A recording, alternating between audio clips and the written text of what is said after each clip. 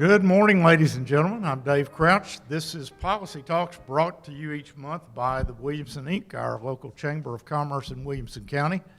And we want to welcome all the folks here at Columbia State Community College and thank Dr. Lampley again for the use of this beautiful facility. If you haven't seen it, you need to come and see the new campus. I guess it's not that new anymore. How long have you been out here, Dr. Lampley? 2016.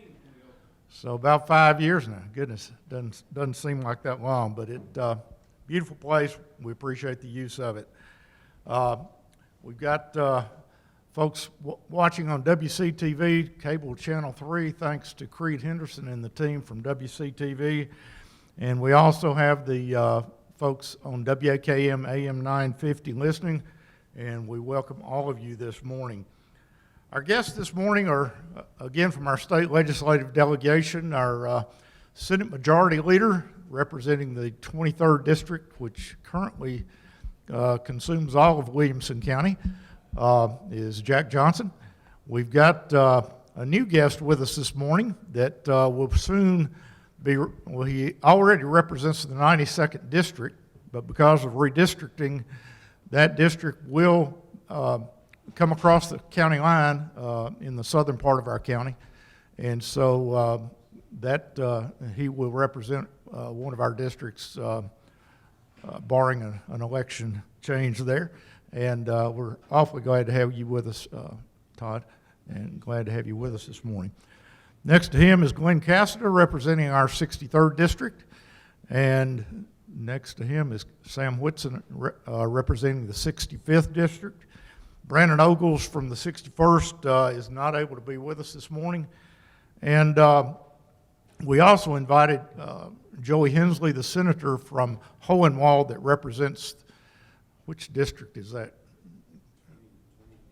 28, which also will creep over into Williamson, the southern part of Williamson County after the redistricting goes into effect. So we hope he can join us, but you have to get up awfully early in Hohenwald to get here for this show. So we'll give him a pass this morning. So, gentlemen, the news of the media for the last 4 weeks has been all about education. The governor's State of the State address addressed many things, but the most prominent part of it is the new funding formula for the education system here in the state of Tennessee.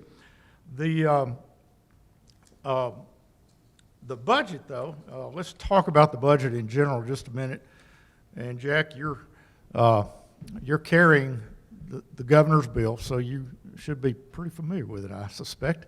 And the budget for next year is going from $41.8 billion to $52.5 billion. That's a big increase percentage-wise. Now, is that all ongoing recurring expenses, and how do we support that? Well, thanks, Dave. Good morning, everyone. Good to be back with you. Yeah, that is that number is distorted by the federal money that we're receiving from the federal government through the legislation that was passed at the federal government. As you know, states are receiving and local governments are receiving billions and billions of dollars.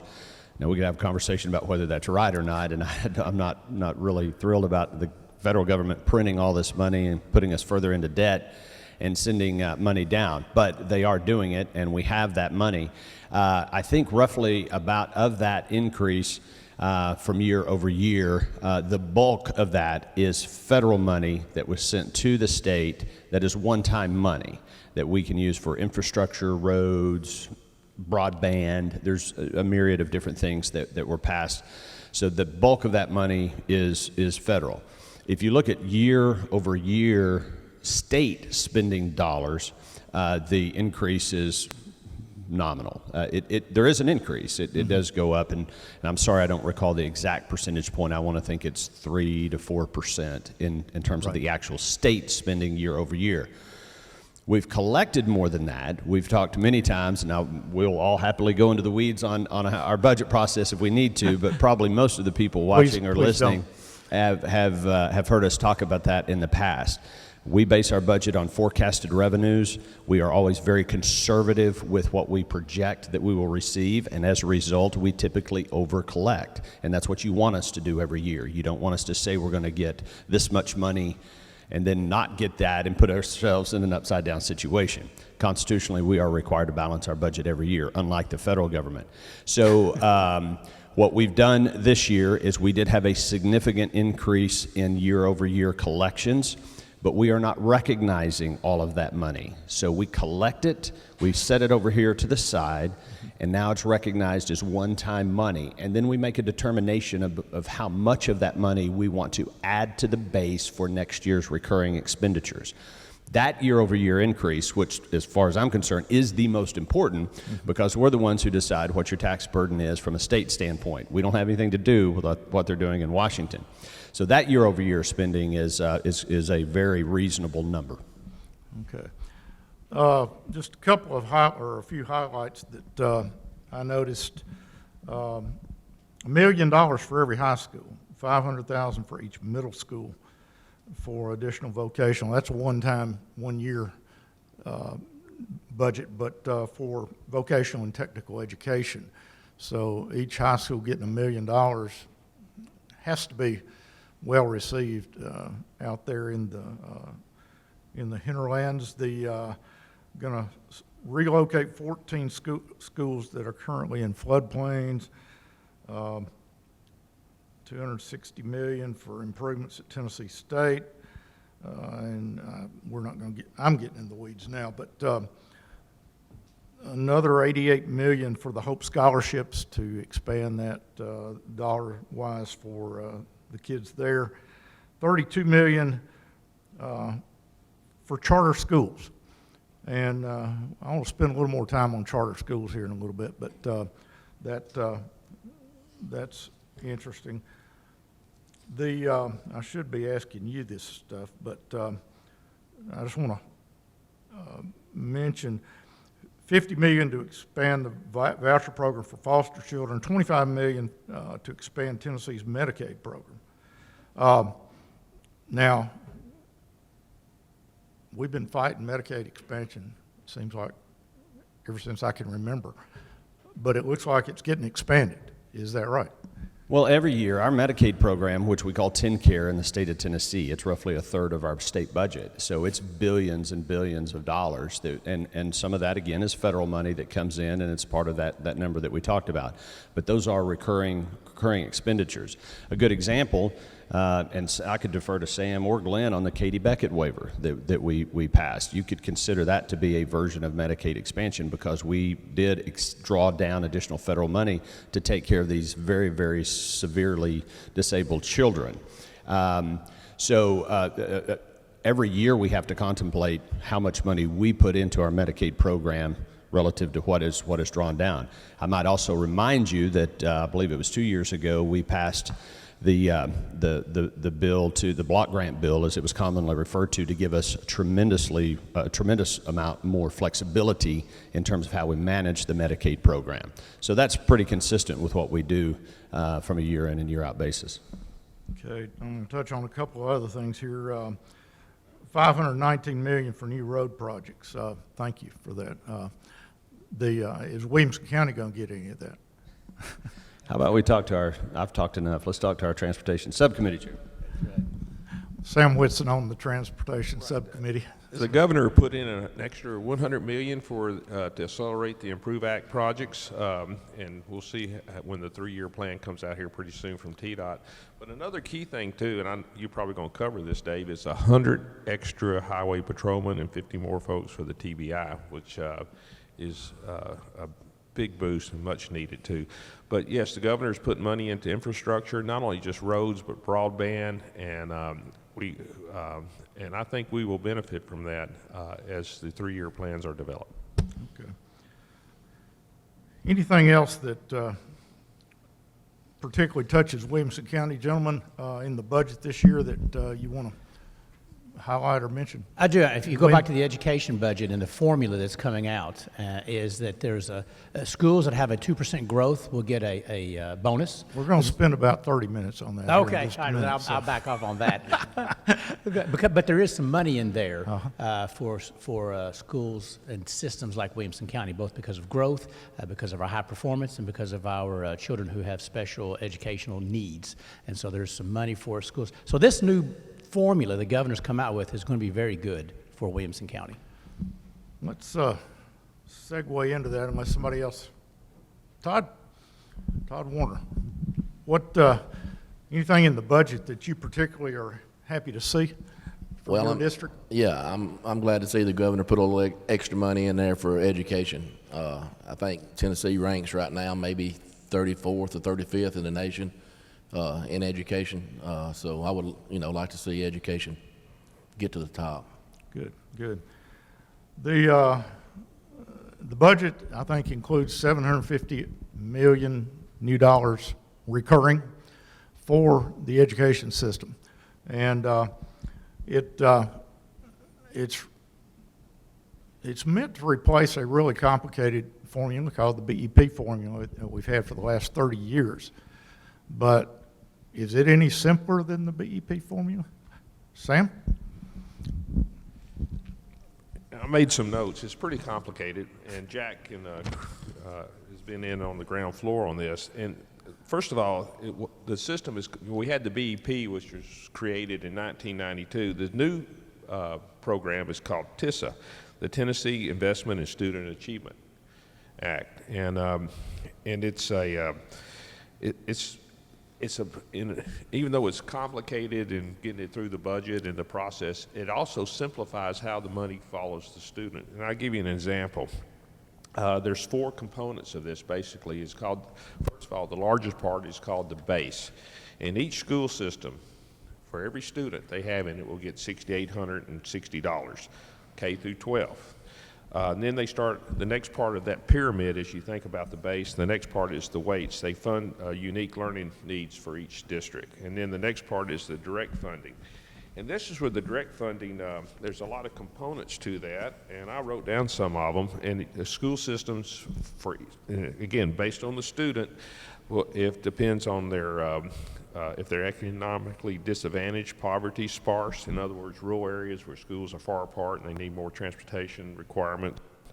If they're a small school, if they're a charter school, if they're a K through 3 student, to make sure the concentration, the extra money goes on the 3 students. Then 4th grade tutoring for those students who do not accomplish what they need to by the 3rd grade.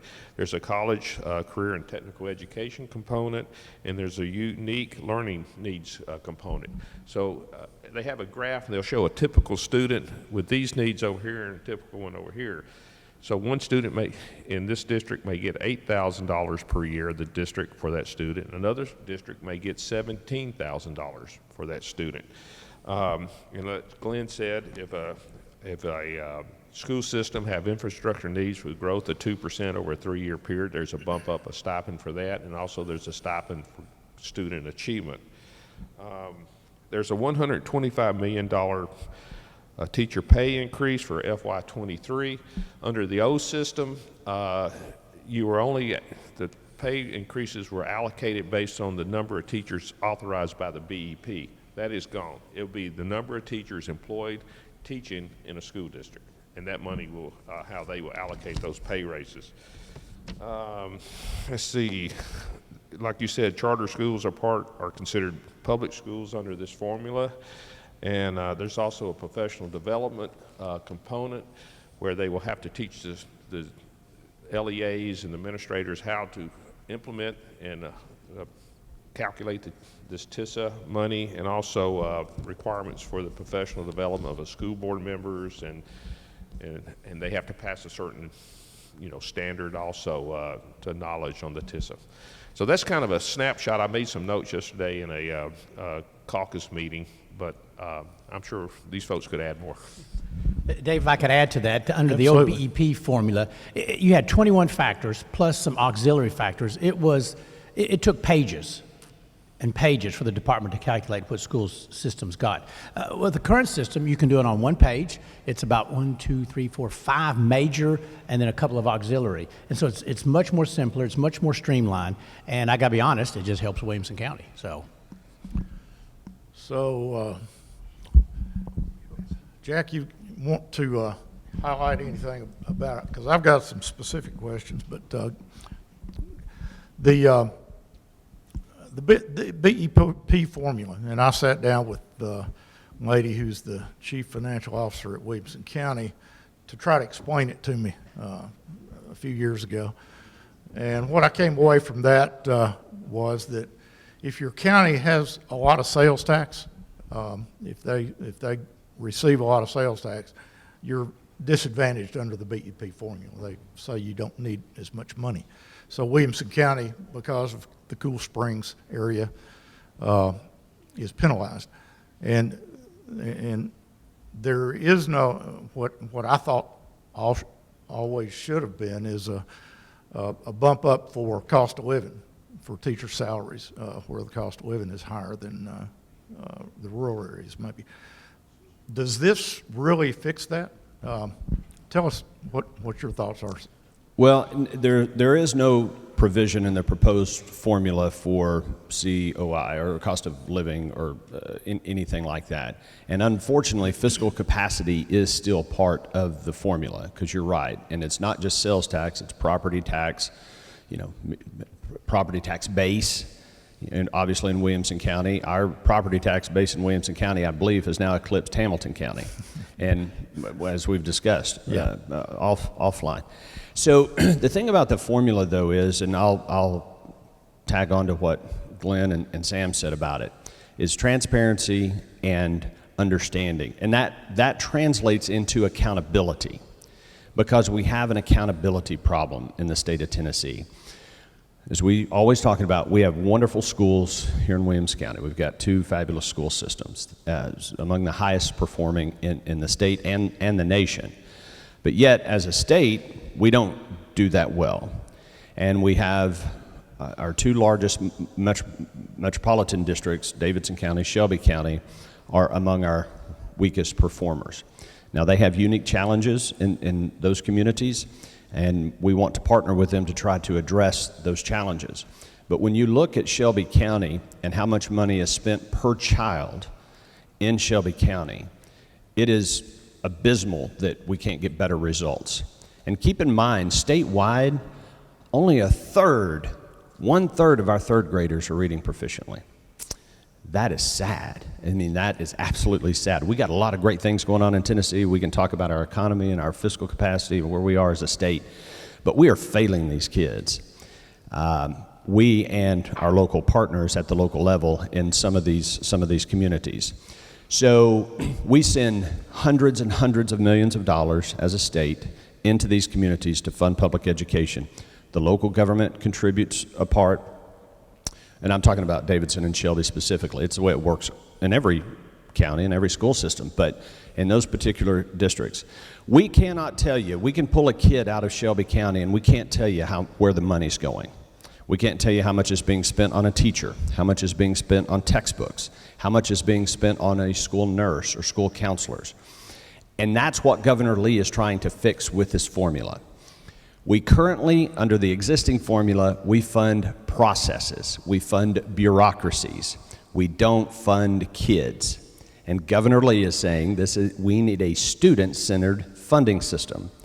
And as proposed, you would be able to pluck a kid out of Pickett County, pluck a kid out of Davidson County, pluck a kid out of Hancock County, and know exactly how much money is allocated to that child based on their individual circumstances. Do they have special needs? If so, they get extra money. Are they from an economically disadvantaged household? If so, they get extra money. Are they dyslexic? If so, they get extra money. Are they from a Title I school? If so, they would get extra money. As Sam eloquently explained, every kid has a base. Every kid needs a teacher, a classroom, a desk, textbooks, a school, a building.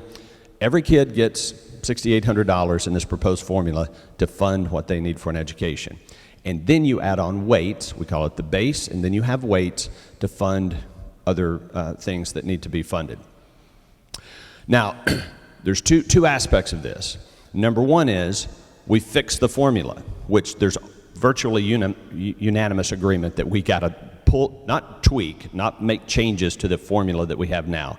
We're going to rip it out by the roots, throw it out, and start with a blank sheet of paper. And that's what the governor's done with his formula. That's the first decision, and we pretty much all agree.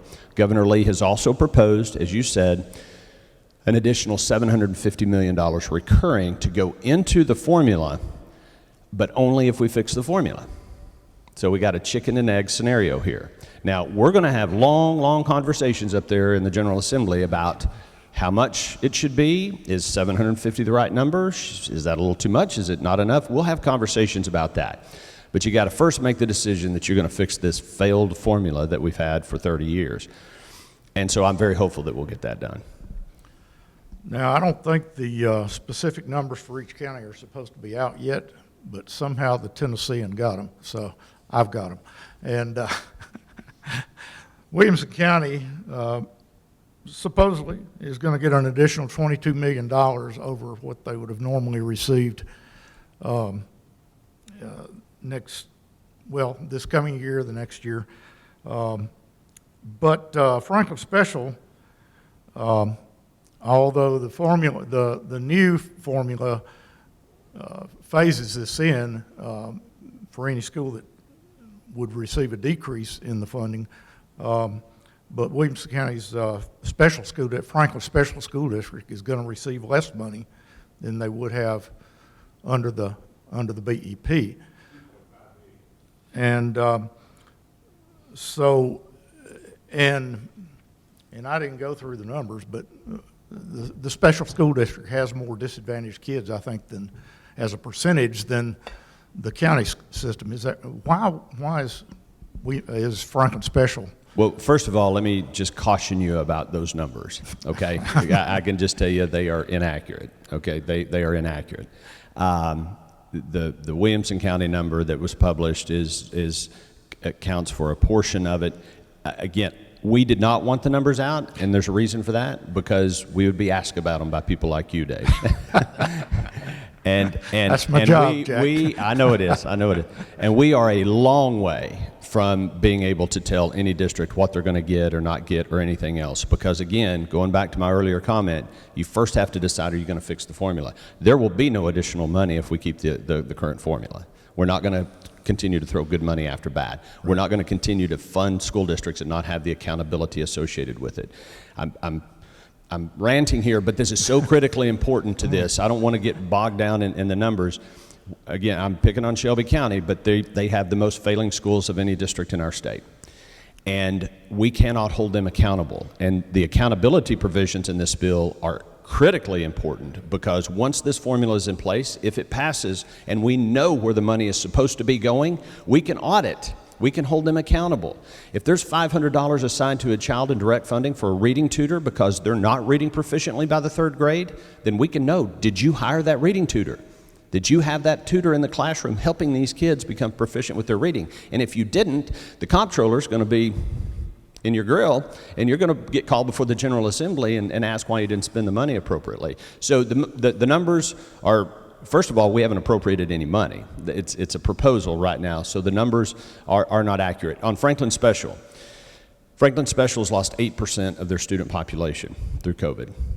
They lost 8%. Now, I believe they've regained about 3% of that, but they are still below their student population, their ADM, average daily membership is what we refer to it as they were pre-COVID. And as such, if you're going to fund kids, but we're talking with our Franklin Special School District folks, connecting them with the department, and those conversations will be ongoing. I just don't want anybody to panic, because they see numbers yet. I want to emphasize, Jack said it very well, so I want to say it another way to drive home the point of the paradigm that's happened here. The paradigm is it's child focused. It is not LEA or local education focused. And so if a county or a city loses population, well, of course, their costs would go down, and those children have moved to another school, obviously. That's where the money goes. Okay. And Jack is right. It is dependent on the number of students. There was a decrease in Franklin Special, but Franklin Special deals with children with a lot more special needs and such. So you may have a child under this formula getting $17,000 a year allocated for that child, whereas Franklin Special loses 10 students. They would lose a lot more money than a district that loses 20 students in another part of the state. That's one of the challenges we're going to have to work through. And Jack's right. It's not final. There's still a lot of numbers out there. The numbers were provided, I think, yesterday to the school districts, correct? And that's how they did their initial assessment, and it's probably where some of those numbers came from. One of the things that kind of caught my attention, gentlemen, is the split between the state and local governments. And again, I'm reading the Tennessean, so you know, we'll let y'all respond to this. But this says the state and local governments will split the cost of the base and weights of the formula 70-30. Now, Williamson County historically has paid about 50% of the cost. 55, Sheila would tell you, 55%. Okay, thank you. And some of the rural counties pay 0%. The state money is all they spend on kids. So how does this work? So the 70-30 is an average. That's an average across the state, and there is disparity but from district to district, okay? But a couple of key points. What we're going to ask of our special districts, which are a taxing authority, versus county-funded county school systems, there will be a maintenance of effort component, meaning that if this passes and we do have greater accountability and we are going to send more money to a district, they can't lower their local contribution by what we send them and basically effectively spend the same amount of money. So they have to maintain that maintenance of effort of what they're spending now. So that is a critical part, so that if they do receive additional money, it has to be spent on kids in the classroom. As time moves forward, and this is how the system works now, as the state increases funding, local governments also have a funding increase requirement as well. So the 70-30 is an average. One of the things we have fought very hard for, because we do believe and have believed for many years that Williamson County gets a pretty raw deal in the BEP formula because of our wealth and our tax base and everything else. Furthermore, we are penalized because our county has stepped up to the plate in big ways over many years. So the way the existing formula works is you have to put in this amount of money and then the state gives you this much. Well, a lot of districts out there, and I'm not being critical, they may not be able to afford it. A penny on a tax roll in some of these counties is a pretty small amount of money, where it's a lot of money in Williamson County. But that maintenance of effort will be in there. You'll have to continue to spend what you're spending, and my commitment to our county folks and the Williamson County school folks, as it has been with all of us, is we don't think that Williamson County should be penalized to the extent they are, because we've made really good decisions in this county and people are flocking here in droves. Any more general comments, gentlemen? I don't know if it's on your agenda, so I don't want to jump ahead, but another very important piece of this funding formula is a part that talks about accountability. So if a school system is a D or an F, it's a failing system, they now become accountable for what they have done. There is times where they will sit before the Department of Education. There's times where they will sit before a board of legislators, and they will account for, you hired X amount of reading teachers for fourth graders, yet you're still underperforming. What's going on? The LEAs in return will give an account of the money they spent, how they're producing, and how they're performing year over year. And it just brings a business atmosphere to a bureaucracy that has failed too many children in our state. And so not much has been said about it, but I'm excited about that, and I think it's going to be a profound difference in the state of Tennessee on our performance. Just, And again, it's very important. We hear from parents with children in our school system about this formula and their input. That's absolutely, and the grandparents of children in the school system. I want to hear from them, also from our teachers and our administrators, the impact this will have. Jack's right. We need to come up with a better way to fund education in this state. And we're unique here in Williamson County. We have very successful schools. It has worked well for us, but like you said, Davidson, Shelby, they have challenges, and but we look forward to hearing from our constituents as we go forward and before we do a final vote.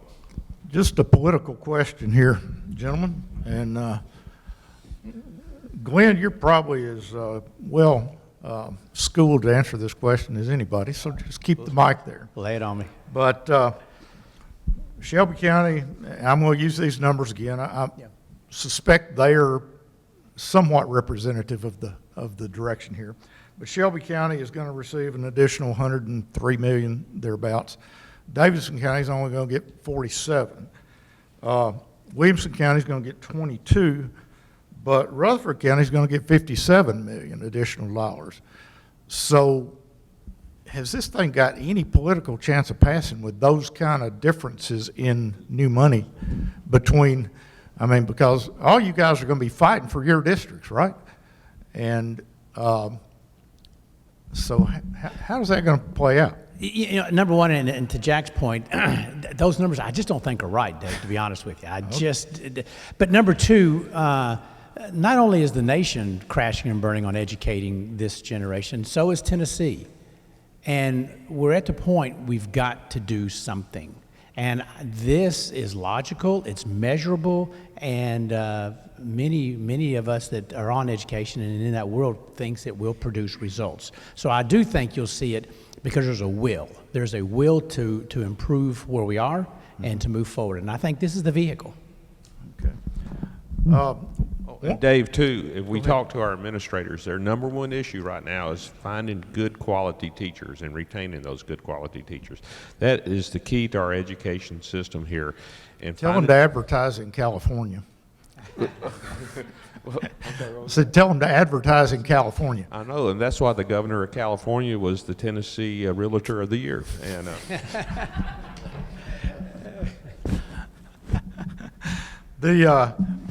one of the provisions allocates some money to Hillsdale College charter schools. Okay, well, I'm going.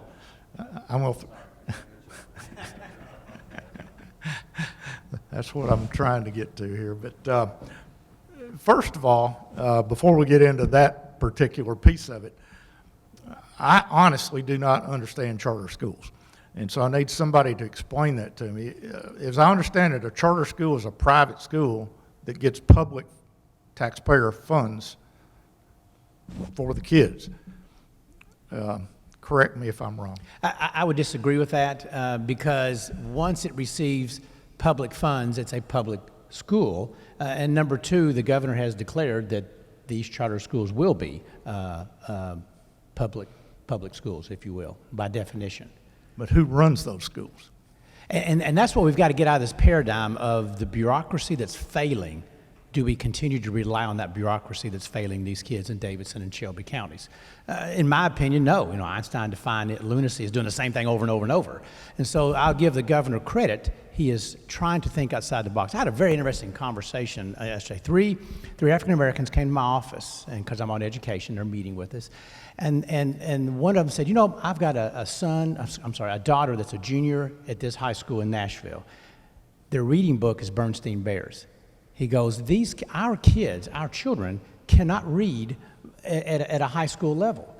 And yet, we're getting about $14,000-$15,000 per student, and we don't know where the money is going and who's benefiting because my children are not.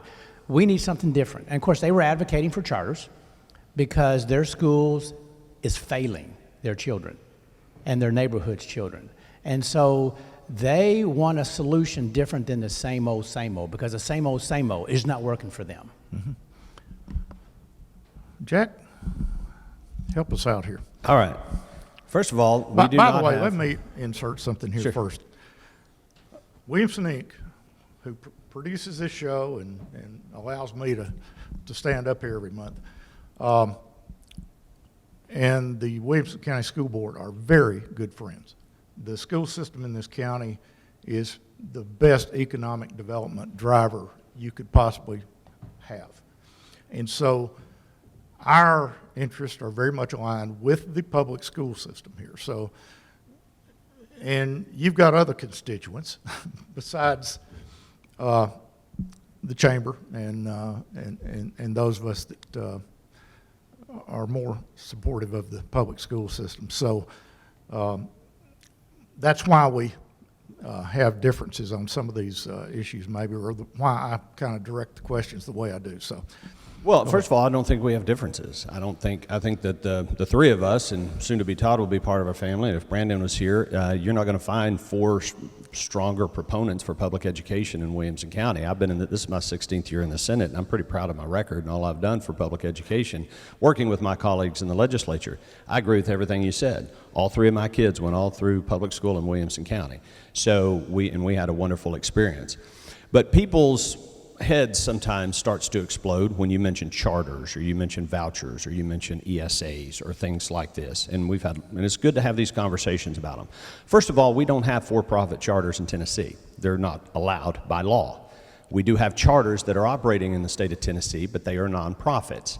These are nonprofits that are typically funded by people who care passionately about education, and they identify and they recognize areas like Shelby County, like Davidson County, where the school system is failing those kids. And they go in with private dollars that they've raised, and they go in and they put a charter school that can operate differently than your traditional public school and cater to the needs of those kids.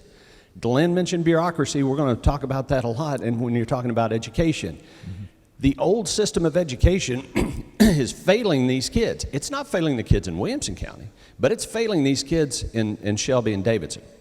It's why they have so many failing schools in there.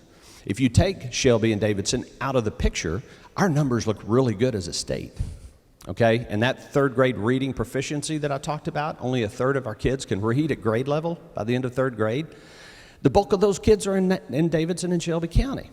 And that's, where do you have the most charters? Yeah. Davidson and Shelby County. They are doing wonderful, wonderful things in those communities. Now, you said something about Hillsdale and charter schools. Yeah. The governor proposed a partnership with Hillsdale for civics in higher education. Higher education at the college level. And it has support from our higher education. It's not mandatory. It's going to be, I've got a son at UT. If he wants to go and take this civics course at UT, it'll be available to him if it passes. Hillsdale does have a charter school program. And they do go out and put charter schools in some communities. But the process is, and it's the way it is right now, you go to the local board and you apply to put a charter into that community. The local board decides whether or not that charter school is going to be admitted into the system. Now, if it's denied, there is an appeals process to a state-level charter authorizer that we have right now.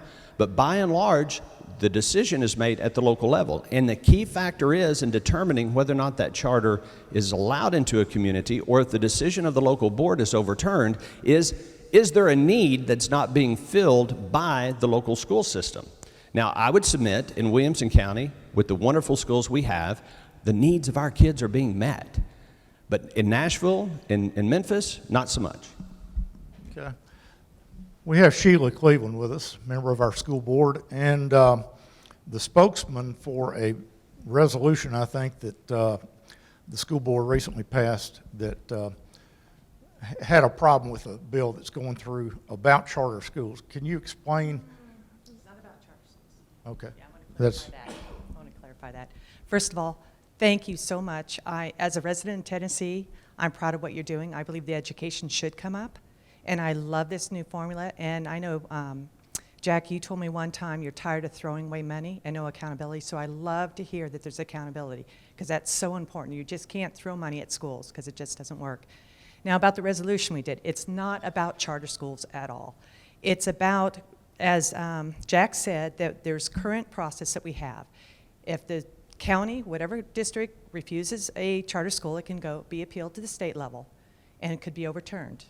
That's fine, but there are a couple bills right now that are out that take away that control from a local school board, and it gives the state ability to bypass the local school board and gives the state the ability to put in charter schools. The reason why we did this resolution, again, is not against charter schools, but is to pull back the reins, slow it down. Because we are ultimately going to be responsible for the charter schools in some facet, we need to see the impact of what this, between the new formula, if we get a charter school in Williamson County again, I'm not saying for or against it, but we need to see what the impact on us financially, on our schools, before we give, and we very much, and so our resolution is basically about local control, not about charter schools. And Dave, could I add one thing too? Sheila's exactly right. The bill she's talking about is not the governor's bill. People are assigning and thinking that this bill, which is filed by a senator and a state representative, both of whom are good friends and they care passionately about their legislation, but it's not an administration bill. It's not coming from the governor, and I think people are assuming that the governor is pushing that bill. I don't know the governor's position on that particular bill. I haven't asked him, but it is not the governor's bill. Right. Is that, sounds like we're more together than I thought we might be, so. We usually are. And that is a good thing. So, Todd, Glenn, Sam, y'all have any more comments on that subject? Well, and Sheila's exactly right. The bill she was talking about is not part of the governor's TISA initiative, is that a charter school could, and correct me if I'm wrong, if a school capacity is below 50%, the charter could put the application is to take that facility. The problem becomes, though, it takes it out of local control, and local control of the charters is critical to the future of our school system here in Williamson County.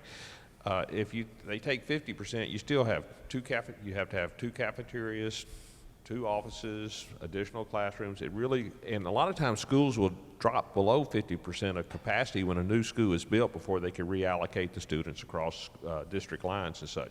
So it's very complicated, but again, the school board, that was a good resolution about asserting the importance of local control when it comes to charter schools. Jack, you carried a bill for the governor, I believe, called the Age Appropriate Materials Act for to deal with library books, I believe.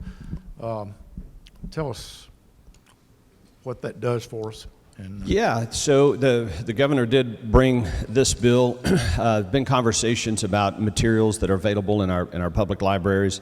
This bill simply says that, and by the way, many schools are doing this. I don't know if Williams County is or if Franklin Special is, but is that anything that is in the library, they already have the electronic list of all the materials that are in the library, and it needs to be available on the website. So parents, school board members, stakeholders, anybody can go on and see what is in the library. The other thing it does, which Williamson County does, there's been conversation, Sheila could talk about that recently, about age appropriateness of material. And it's this bill, if it passes, will say that every school has to have processes in place to review materials in the library for their age appropriateness, meaning there are things that might be appropriate for a junior or senior in high school to read that wouldn't be appropriate for a second grader or a third grader. And just to have, and we have somewhat of a hodgepodge of processes across the state relative to this, but some parents have really become engaged in terms of looking at and understanding what is available to the kids in the library. So this will put a statewide process in place. Many districts are already doing it, and again, from an electronic standpoint, every district has, according to the Department of Education, has an electronic list of all the materials that are in the library. So it's going to empower parents to know what is it. What it does not do is ban any books. It doesn't ban anything, and it doesn't say that you have to ban books. That's its decision for the local level, and it should be made at the local level. But it should be made with informed people who know about materials that are in the library. I think that covers education, and I want to leave a couple of minutes for questions from the audience here. 2 other things that I just wanted to hit real quickly, though, is the lawsuit over the state redistricting maps. I think that's for the House and Senate district maps. Does it apply to the congressional? It does, yeah. All of them were referenced, and as Majority Leader, I did sponsor the redistricting bills in the Senate. We feel very good about our maps. We feel like they are legal and they're fair, and that's the counsel we're getting from our legal folks who were right by our side, along with the Attorney General, throughout the entire redistricting process. And I will say, I think it's funny that Democrats and those from the left are suing us over our maps. Have you looked at what they did in New York, in California? You want to talk about gerrymandering, just pull up some of the maps that they knew. Go pull up Jerry Nadler's congressional district in New York. If you look up gerrymandering in the dictionary, it should have a picture of that district right next to it. And then take a look at our maps that we drew for Tennessee, congressional, Senate, and House. They're fair, they're legal. We feel very good about where we stand. It's up to the courts, and we knew we'd get sued. It happens every 10 years, and but we've got good legal folks that will defend those maps for us. Okay. And this is the third redistricting I've been through, and my first one was under the Democratic leadership, and you literally had districts following a river. I mean, it followed a river for 10, 12 miles and would expand back out. So what we do today, the lines are square, they're even, the population is much closer to the mean than it was 2001, yeah. So just an intellectual, honest person would look at the maps today and how they were drawn and what they look like and compare it to 2001, and there's no doubt that this was fair and done well. And so kudos to Sam and to Jack, who were instrumental in help drawing those state lines. Any bills that you all are personally carrying that you want to mention briefly? I've got two. One of them is just started to move through it, and currently under the current system in college, kids, young adults, can clip out of a class. They can sign up for a class. If they know the material, they can take the test, and they don't have to take the course because they score such that it gives them credit. That's not offered at the high school level. And so I'm working with the Department of Education and working with several parent groups, coming up with a system so that our children in high school can take English 1 clip out of English 1 or Math 1 or integrated math or foreign language. And the result will be that they can complete their high school program quicker and then move on to college or move on to a post-high school program. And so I think it'll have profound positive effects on moving our children forward and producing their careers. The other one I'll mention briefly that is that currently there were several states in this nation, the governors closed down churches.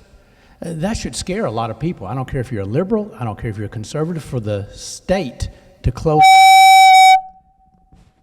My fault. To close down our house of worship is a stake at our fundamental First Amendment rights. And so I passed legislation on the House, and it's coming to the Senate, that says the state government cannot close down a church service. Okay. Sam? At the request of our Chancery and Circuit Court judges, I'm carrying a bill to create the position of probate master for the county. It's permissive if the county wants to do that, to handle wills, and also at the request of the county officials and our trustee and register of deeds, I'm carrying a bill to allow them to do weddings. So when I introduced this on the floor or in committee, I said I'm carrying a bill that deals with funerals and weddings, and the only difference we could tell was that you could smell your flowers at one of them, not the other one.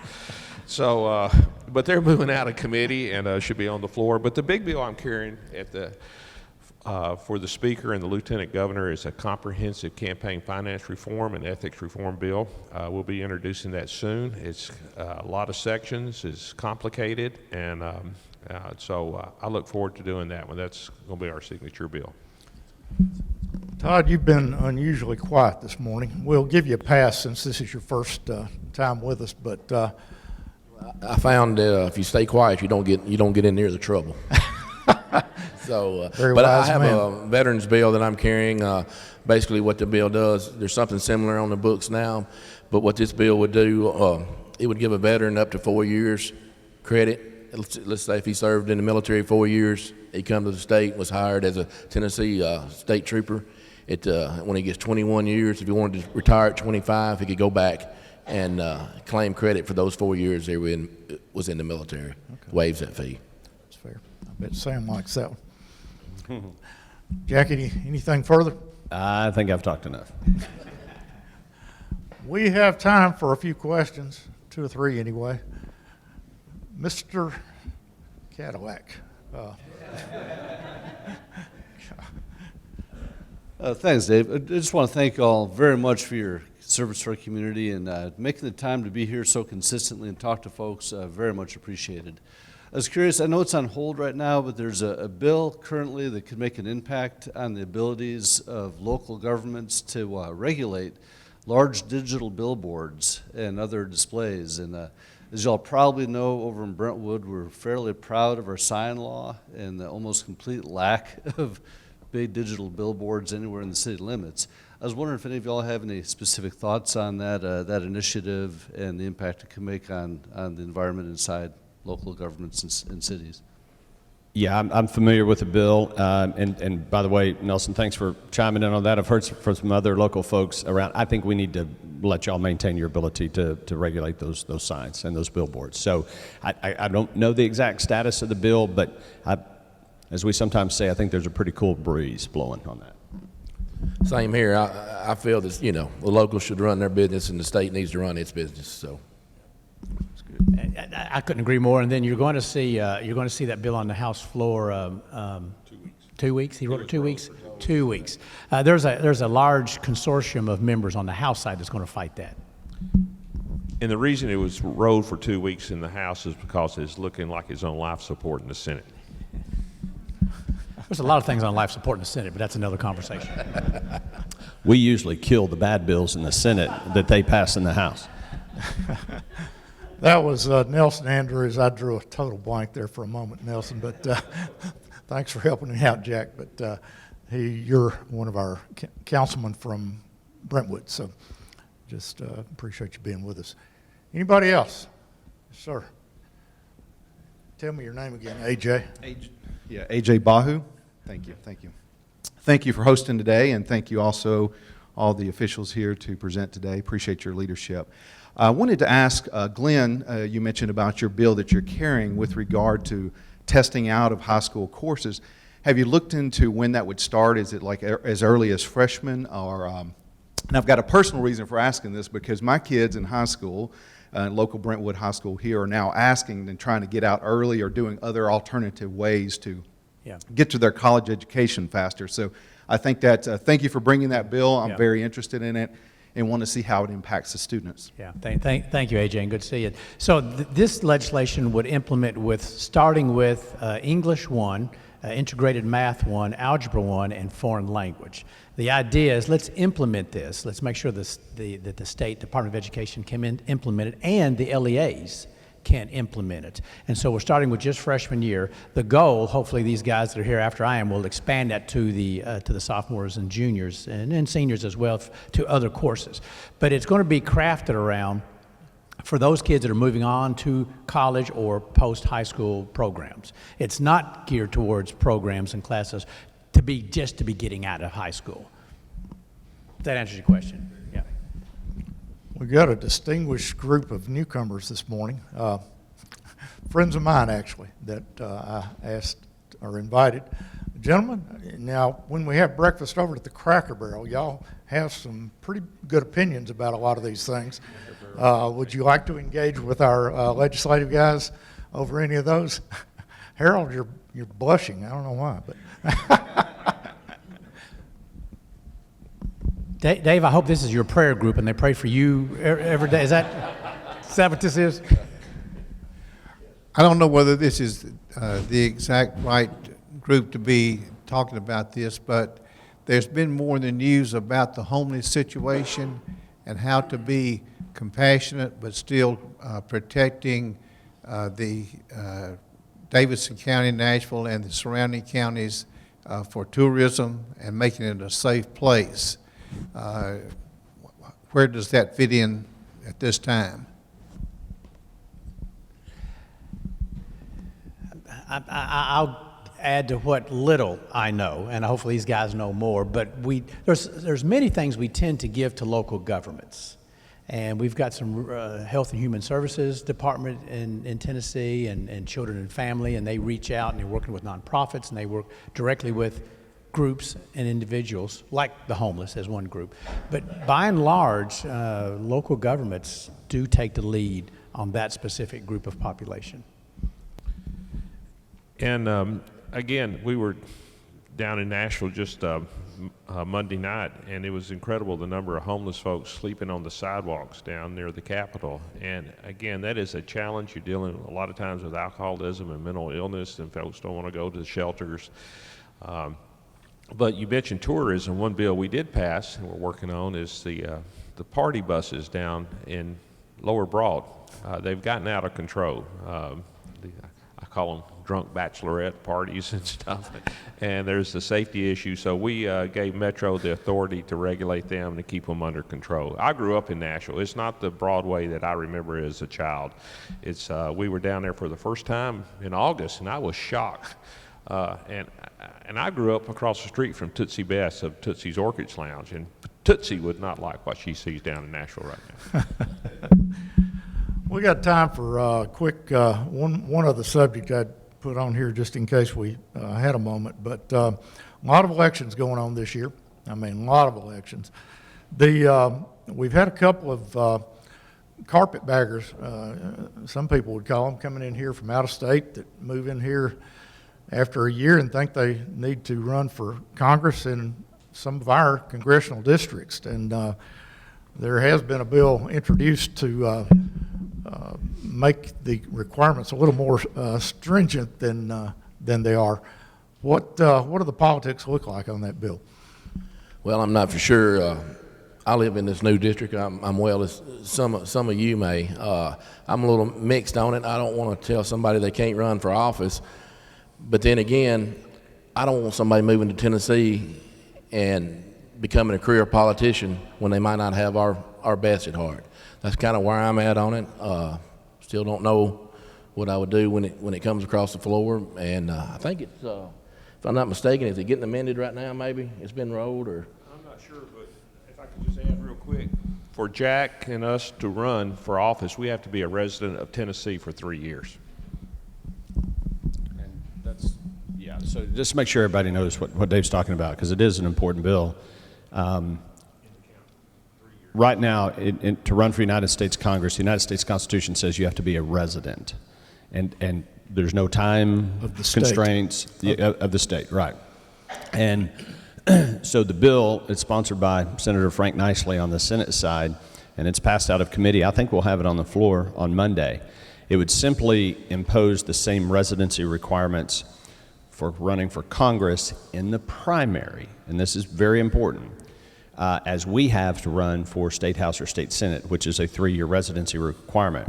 Now, the lawyers have said there might be some legal issues with this because we can't do anything contrary to the United States Constitution. The question will become, can the state impose that restriction on someone not to run for Congress? Let's be very careful about it. To run in the primary, the Democrat or Republican primary for Congress.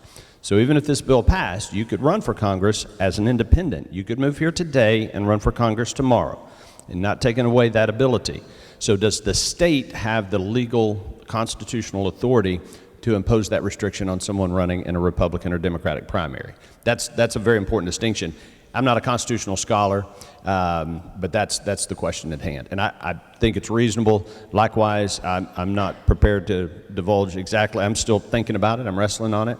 But I think it's got pretty good support. Okay. That, I know, I'm sure you all have friends on both sides of that issue, and so hope you'll vote with the Williamson County folks' interest at heart, and I know you will. We're going to wrap it here. Sure, again, thank you, Gina, and all the folks from Columbia State, Dr. Lampley, and for making us feel at home here. We certainly appreciate the facility. Thanks, Creed and the WCTV team. They make us look good on TV and on the YouTube videos that they send out to us. Tom Lawrence and the WAKM team do a heck of a job here in the county, and we appreciate their help. We get a little financial assistance from Vanderbilt University, and Lynn Maddox always is our liaison there, and Dennis Wagner over at AT&T also assist us and assist the chamber financially to make sure this happens every month. We've got a new coffee sponsor here, and it's our local McDonald's franchise called Good Food Group. So we've got McDonald's coffee here. You need to come, and it's even cheaper than the senior coffee because it's free here.